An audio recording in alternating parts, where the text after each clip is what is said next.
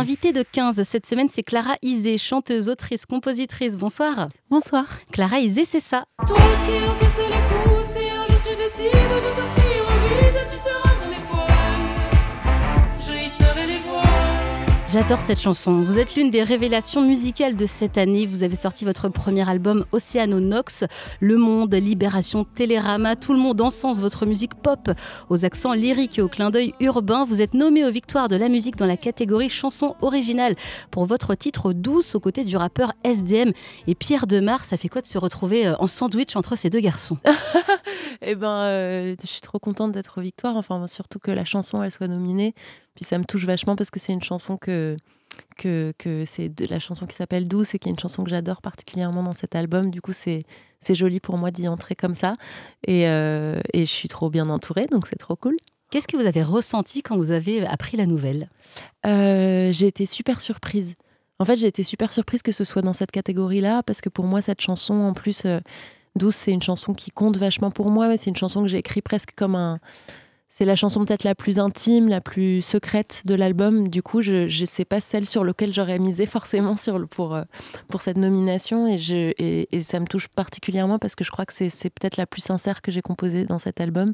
Et donc, je me dis que comme quoi la sincérité, ça touche, c'est chouette. Ça paye toujours au final. Douce, c'est un peu le balance ton quoi d'Angèle, la grenade de Clara Luciani. C'est une chanson féministe qui n'en a pas l'air, en fait, on l'écoute. Si tu savais la haine qui coule dans mes veines, tu aurais peur, tu aurais peur. Si tu savais la chienne que je cache à l'intérieur, tu aurais peur, tu aurais peur. Est-ce qu'on peut dire que vous êtes une artiste féministe engagée? Oui, ouais, je crois. Est-ce qu'il fallait un petit peu mettre un joli paquet cadeau pour que cette chanson passe? Parce qu'on a l'impression que le mot féminisme fait peur là depuis 2-3 ans. MeToo est passé.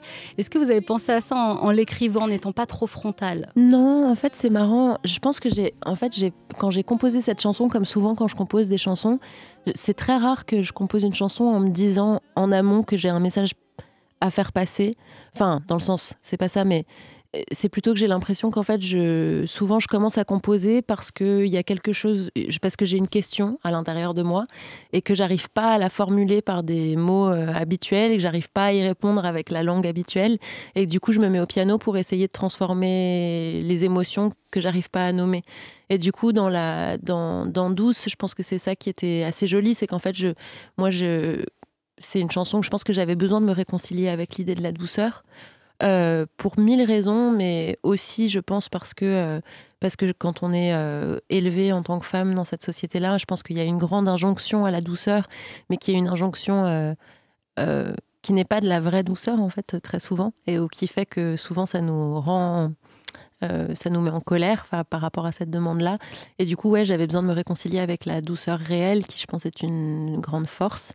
Et du coup, j'ai composé cette chanson-là. Donc, ça se voulait pas un hymne particulièrement féministe quand j'ai commencé à la composer. C'était vraiment une chanson qui questionnait, sans vraiment donner de réponse, les contradictions que je ressentais à l'intérieur de moi. Et après, par contre, je suis hyper touchée et heureuse que ça puisse être entendu comme une chanson, comme un texte féministe, parce que par ailleurs, je me considère comme étant très féministe. Qu'est-ce qui vous met en colère? Plein de choses. Je dirais que dans la chanson, en l'occurrence, dans Douce, ça parle à la fois de la colère, donc je pense de cette injonction-là à devoir toujours être, enfin, entre guillemets, douce, c'est-à-dire souvent renoncer à une indignation intérieure ou juste à une envie de justesse ou de liberté, mais et que le fait de renoncer à cette liberté-là, je pense que c'est quelque chose qui peut me mettre en colère. Mais après, je pense c'est aussi une chanson qui parlait de... Moi, je suis toujours, mais j'ai été une très très grande timide, et je pense que c'est une chanson qui parle aussi de cette espèce de dualité parfois qu'il y a entre la personne qu'on est de manière extérieure ou socialement, et puis le monde intérieur qu'on peut nourrir à l'intérieur de soi, quoi. Vous qui vivez le milieu de la musique de l'intérieur, il y a encore du travail pour que les femmes soient l'égale des hommes? Oui, absolument. Enfin, en tout cas, pour que leurs droits soient reconnus au même titre. Oui, je pense carrément. Je pense que le milieu de la musique n'échappe pas à la société et que la société a encore vachement de taf à faire sur ces questions-là. Vous pensez en termes de rémunération, de visibilité ? Oui, je pense, absolument. Après, je pense que j'ai la chance d'être très bien entourée, moi, là où je suis, dans mon label, à la fois dans mes équipes, etc. Et c'est quelque chose qui est hyper important pour moi. J'ai aussi la chance de faire de la musique depuis très longtemps, même avant la sortie de l'EP ou de l'album, avec aussi des copines, des amies qui sont des chanteuses que j'adore. Et du coup, on se donne vachement de force et on s'inspire beaucoup mutuellement, aussi des amis mecs d'ailleurs, des copains. Et où du coup, j'ai l'impression que ça m'a protégée, ça m'a aussi donné vachement de force et d'armes pour être entourée aujourd'hui comme je le suis. Donc je me sens quand même très chanceuse par rapport à ça. Quel tableau vous allez proposer pour défendre ce titre aux Victoires de la musique ? Ah c'est une surprise. Est-ce que vous y avez déjà pensé ? Oui, oui, bien sûr, j'ai commencé à y réfléchir. Vous avez une folie des grandeurs ou ça va être plutôt sobre ? J'ai tendance à avoir une petite folie des grandeurs, mais après je pense que je me méfie aussi parce que dans des conditions de direct, etc., je pense que parfois aussi les choses sobres peuvent être très puissantes et très touchantes. Donc c'est un peu la question en ce moment. J'ai un peu 2 options possibles. On verra ça au mois de février. Les victoires, ça représente quoi pour vous ? Est-ce que vous regardiez la cérémonie plus jeune ? Est-ce que vous en rêviez ? Ouais, carrément. Enfin, j'en rêvais, je sais pas, mais en tout cas, en fait, non, c'est pas vrai. J'ai surtout commencé vraiment à regarder les victoires à partir du moment où j'ai sorti mon EP et que du coup, je me suis aussi beaucoup mise à écouter ce qui sortait et où du coup, ça m'intéressait aussi de voir les propositions scéniques des gens aux victoires, les réarrangements des chansons. Enfin, je trouve qu'à chaque fois, ça donne un peu un regard sur un regard nouveau, souvent sur un titre ou que je trouve toujours intéressant. Et en fait, ouais, je le prends plutôt comme un espace, je trouve, assez génial d'exploration un peu différente, musicale. C'est cool, quoi. Votre formation est classique, chant lyrique, violon, piano. Pourtant, j'entends un beat urbain dans votre chanson Pyromane. Il y a aussi des petits accents autotune et un slam dans Souveraine, on écoute. Laissez-la nous gagner, laissez-la nous marquer, laissez-la l'emporter, les cendres dispersées. Laissez-la nous gagner, laissez-la nous marquer, laissez-la l'emporter, les cendres dispersées. Toi, tu t'es occupé de tous tes frères et sœurs, de ta mère aussi d'ailleurs quand elle était en pleurs. Toi, tu as aimé un homme passionnément, mais tu ne sais pas pourquoi il est parti comme le vent. C'est un petit peu Barbara qui rencontre Diams. Dans quelle mesure le hip-hop et le rap vous influencent ou ont influencé cet album ? Influencé, je sais pas. Moi, je pense que à la base, mon écriture, je viens de la poésie. Et donc, du coup, j'ai été vachement influencée aussi par la scène plus anglaise de Kate Tempest, de slammer, je pense, ou de slameuse. Je trouve que c'est très intéressant parce que c'est une façon de rendre le texte et de produire de la poésie que je trouve contemporaine et puissante, quoi. Et donc, je pense que dans le rap, moi, j'ai toujours été touchée souvent par des univers assez mélancoliques, assez dark, où j'avais l'impression que, enfin assez dark non, mais en tout cas assez mélancolique, où j'avais l'impression que du coup on pouvait entendre la parole de manière hyper poignante, quoi. Dans Pop Smoke, dans même chez PNL, où je trouve qu'il y a ou Meryl là qui vient d'être nominé aussi aux victoires, mais je trouve qu'il y a en fait ce qui m'inspire, c'est dans le rapport entre le rythme évidemment et la parole, quoi, qui en fait pour moi c'est presque le pont entre l'écriture et la musique, dans le sens où comme j'écris des poèmes depuis que je suis gamine, il y a dans l'écriture des poèmes, qui est encore autre chose que l'écriture des chansons, il y a un truc qui est très où la musicalité on la trouve dans le rythme, dans le fait de rythmer la parole et de construire les vers pour que la parole soit rythmée. Et je trouve que c'est un truc qu'on retrouve de manière... en fait, ce qui est le plus proche de la poésie aujourd'hui, ce serait le rap ou le slam. Et du coup, c'est en ça que je trouve ça génial et que ça m'inspire, ouais. Et à quel moment dans Pyromane vous vous retrouvez avec cet instru derrière ? Est-ce que ça vient de vous, de l'arrangeur Sage avec qui vous avez travaillé ? Qui décide ? Qui a décidé ? On décide ensemble, pour le coup, avec Ambroise. On a vraiment, sur tous les arrangements de l'album, on a vraiment tout pensé à 2 et c'était génial de faire ça comme ça. Moi, l'intuition que j'avais à la base sur cet album et ce que j'avais envie de faire, c'est que ça répondait d'ailleurs à ce en quoi je crois aujourd'hui, mais je me disais, cet album, en gros, il parle de comment on traverse la nuit qui nous habite, quoi, et à la fois de manière intime et à la fois de manière presque sociétale, enfin, où je trouve qu'on est, enfin, c'est pas nouveau, quoi, mais on est dans un monde qui est quand même plutôt assez flippant, et du coup, comment on arrive à rêver un futur qui soit désirable, quoi.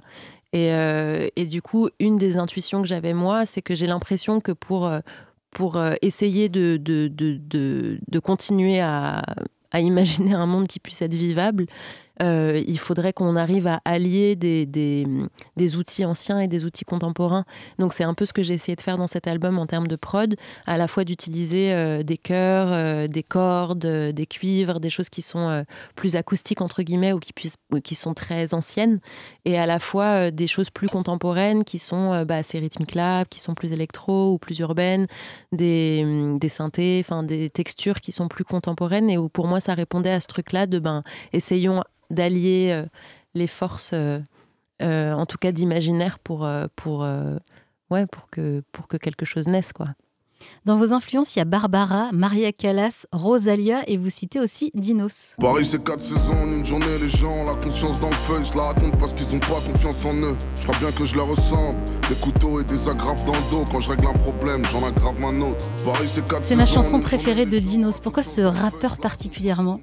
Je sais pas, je l'adore. Je trouve qu'il y a peut-être à cause de ce que je te disais sur la mélancolie, et je trouve qu'il a des textes que je trouve hyper forts et simples aussi. Je sais pas comment dire. Je trouve qu'à la fois c'est très écrit et en même temps il y a un truc qui est très direct, et je trouve que j'entends un peu.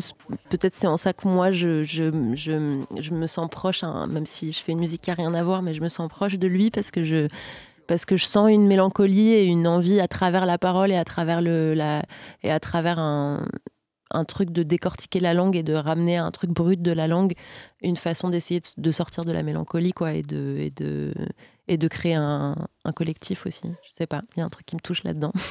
Est-ce que cette proximité, elle vient aussi de Paris ? Parce que là, il parle de Paris. Paris, c'est aussi chez vous. Ouais, peut-être, c'est vrai. J'ai pas pensé à ça, mais peut-être, c'est vrai. Moi, j'ai toujours grandi à Paris depuis que je suis gamine. Et c'est vrai que c'est une ville que, même si, comme souvent les Parisiens, il faut en sortir pour l'aimer, mais c'est quand même une ville que j'adore, et c'est vrai qu'il en parle beaucoup. Ouais. Vous avez aussi cité Meryl, qui est nommée 2 fois aux Victoires, Révélation féminine et Révélation scène. On va l'écouter. Coucou, lala, la tête, les fesses et la moula. Elle a tout, ça te fait le château et pas tout guili. Qu'est-ce qui vous plaît chez Meryl ? Vous allez la croiser sûrement dans les coulisses des Victoires. Ouais, grave. Je sais pas, en fait, ce que j'adore, c'est que je trouve qu'elle mélange aussi des trucs, elle mélange des influences assez différentes, et du coup, je trouve qu'elle a ce truc-là un peu d'exploration dans la prod que je trouve intéressante. Et c'est marrant parce que souvent, les artistes dont je me sens un peu instinctivement proche, et qui peuvent être de vraiment 1000 courants différents de musique, enfin, c'est souvent des artistes qui mélangent des univers différents et qui ont une approche finalement assez expérimentale, en fait, du son, quoi. Et je trouve qu'elle a ça, Meryl, et qu'en plus elle est incroyable sur scène. Je suis bien d'accord avec vous. Dans vos influences, vous citez aussi PNL. Oh Dédé, je la passe la détail, la pécou, la viscère, tes regrets devant ton bébé. Ça, c'est pour le côté français. Vous m'avez aussi parlé de Pop Smoke. Pourquoi ? Pop Smoke, PNL, j'adore. Et puis Pop Smoke, j'adore parce que je trouve qu'il y a un truc hyper deep et hyper vrai, quoi. Et qu'il a une voix, aussi, il a une voix qui me bouleverse. Enfin, je sais que la première fois que j'ai entendu sa voix, je me disais, mais putain, ça vient d'où ? On dirait un espèce de mélange entre Leonard Cohen et 50 Cent. et je sais pas, c'est... Aussi, je sais pas, il a des textes qui sont très durs, mais que je trouve très, très, très justes, et avec un truc qui me touche moi aussi de rage un peu, mais de rage qui est tournée vers le fait vers la poésie quand même, malgré tout. Et j'adore. Je trouve ça et puis, je sais pas, il a quand même une trajectoire dingue, quoi. C'est fou de se dire qu'il est mort à 20 ans et qu'il a fait des choses qui sont tellement puissantes en très peu de temps. Si vous pouviez collaborer avec un ou une artiste rap hip-hop, ce serait laquelle ? Français ou international, hein, sentez-vous libre ? Ah, je sais pas. Franchement, PNL, ce serait génial. Mais pourquoi pas. Et après, et moi, j'adore Nati Peluso dans ses années d'avant. C'est-à-dire, elle a fait un titre un de ses premiers titres que j'adore qui s'appelle Corache. Et où je trouve qu'elle a ce truc où elle slam rap avec un flow que j'adore et où c'est vrai que ce serait aussi un gros rêve. Un peu comme les battles de hip-hop, vous aimez faire des grandes soirées chez vous, inviter des musiciens, jouer toute la nuit. Comment vous est venue cette idée et est-ce que vous allez continuer malgré le succès ? Ah bah oui, ça c'est sûr. C'est un truc que je fais depuis que j'ai 16 ans et j'ai jamais arrêté de le faire. Et c'est vraiment... en fait, on se réunit avec des potes et on joue, quoi. Et c'est vrai qu'on joue du coup de ma façon complètement acoustique dans mon salon qui fait à peu près 10 mètres carrés et on se retrouve à 40. Donc autant te dire qu'on est vraiment les uns sur les autres avec plein d'instruments et on joue. Et en fait, je trouve que c'est un truc qu'en fait, quand j'étais plus jeune, j'ai pas mal voyagé en Colombie et au Mexique et c'est des pays dans lesquels il y a une culture de ça, de la musique live où les gens se retrouvent vachement plus facilement qu'ici pour jouer. Mais c'est un truc assez naturel et en même temps, tu fais la teuf et tu parles et tu bois et il y a un truc et je trouve qu'en France, moi, ça m'a vachement manqué, donc j'ai commencé à l'organiser. Et en fait, c'est devenu des moments hyper précieux pour moi parce que c'est une façon de me reconnecter au fait de faire la musique complètement en dehors de l'industrie, complètement en dehors aussi de la pression du concert parce que les gens viennent pour t'écouter, ont payé leur place et où du coup, tu as envie qu'ils passent le meilleur moment possible et où du coup, tu te mets une pression de ouf. Et aussi, tu tiens un show de A à Z, alors que dans ces soirées-là, il y a un truc où juste t'es là avec tes potes et si t'as envie de jouer, tu joues et en même temps, tu peux être bouleversé par des gens qui jouent et du coup, ça te donne des idées. Et je sais qu'il y a plein d'idées de prod de l'album d'Océano Nox qui viennent de ces moments-là et notamment... tu vois, dans Le Soleil à minuit ou dans L'Étoile, il y a des solos de doudouk, qui est du coup une flûte arménienne. Et typiquement, c'est un Sedi Novosbayov, qui est un joueur de doudouk et de clarinette de dingue, qui un jour est venu à la maison, il s'est mis à jouer dans le salon. Et il se trouve que derrière, il y avait un gars qui était en train de faire un truc à la guitare électrique. Normalement, t'écoutes pas trop un mélange entre de la guitare électrique et du doudouk. Et d'un coup, j'ai entendu ça et j'étais là, mais putain, c'est vraiment trop beau. Enfin, ça m'a trop parlé. Et 2 ans après, quand j'ai fait la prod de l'album et notamment Le Soleil à minuit, je me suis rappelée de ce moment-là. Et du coup, j'ai demandé à Cédie de venir pour enregistrer la partie de doudouk et on a utilisé cette guitare électrique avec plein de réverb qui s'excite à un moment donné dans le morceau. Donc en fait, il y a vraiment, ou même tous les chœurs, tu vois, les potes que j'ai depuis mes 16 ans qui continuent à venir. En fait, au fur et à mesure, forcément, on a créé un peu aussi un répertoire commun. Et donc du coup, c'est d'ailleurs pas tous des musiciens, je veux dire, dans la vie, mais très souvent, on se met à chanter et on se met à chanter en polyphonie, en chœur, parce que ça fait tellement longtemps qu'on chante ensemble que du coup, c'est devenu un truc... un peu naturel, quoi. Et pareil, énormément des polyphonies qui font partie de l'album, c'est eux à qui j'ai demandé de venir et d'enregistrer les voix. Donc c'est vraiment des moments qui, je pense, disparaîtront pas de ma vie. Enfin, en tout cas, je croise tous les doigts. Dans votre album, vous avez un titre qui s'appelle Magicienne, écrit pour une ancienne amoureuse. Le magazine Tétu lui a fait un papier sur les artistes LGBT nommés aux victoires et cite notamment Zao de Sagazan, Pomme, Pierre Demar, Meryl. On a enfin une génération d'artistes qui ne font pas au peu de mystère de leur orientation sexuelle. Est-ce qu'il était temps ? Bah oui, sûrement, absolument. Enfin, en tout cas, il est temps qu'on puisse parler des choses qui nous émeuvent dans les chansons sans avoir peur d'en parler. Ça, c'est sûr. Est-ce que vous vous êtes posé la question ? Parce qu'en interview, on avait forcément vous parler de cette chanson d'amour, vous demandez mais à qui vous parlez ? Ouais, bien sûr. Non, je me suis jamais posé la... Enfin, si, je me suis posé la question, mais ça n'a jamais vraiment été une... En fait, cette chanson, je l'ai composée 1 an après m'être séparée du coup de mon premier amour, qui était cette fille qui s'appelle Adèle. Et comme souvent dans mes chansons, je pense que et même souvent dans la vie, je pense que j'ai du mal à dire au revoir et à dire adieu. Et je pense que du coup, je me suis mise au piano parce qu'il fallait que j'arrive à sortir une chanson pour vraiment réussir à dire adieu. Et du coup, c'est ce que j'ai fait. Et comme c'est vraiment une chanson que j'adore, c'est une de mes chansons adorées de l'album. Du coup, pour moi, c'est une chanson d'amour dans le sens où je me suis pas tellement posé la question de savoir si c'était à une fille, à un mec. Du coup, non, je l'ai sortie parce que je la trouvais belle. Après, je pense que j'ai de la chance de pas m'être trop posé la question et que c'est probablement aussi parce que les choses ont un petit peu bougé que j'ai pu avoir cette chance-là de me sentir libre par rapport à cette chanson. Ouais. Dernière question d'actualité, Rachida Dati est notre nouvelle ministre de la Culture. On a pas mal de gens du milieu de la culture depuis hier qui s'étouffent un peu. Comment vous le vivez? Comment vous le prenez? Je m'étouffe. Non, no comment. Je sais pas quoi dire, à part que je fais de la musique parce que je crois plus à la musique aujourd'hui qu'à la politique telle qu'elle est faite. Merci beaucoup Clara Isé d'être passée dans 15. Je rappelle que vous êtes chanteuse, autrice, compositrice, nommée aux Victoires de la musique dans la catégorie chanson originale pour votre titre Douce. Et vous êtes en tournée dans toute la France. À bientôt. À bientôt, merci.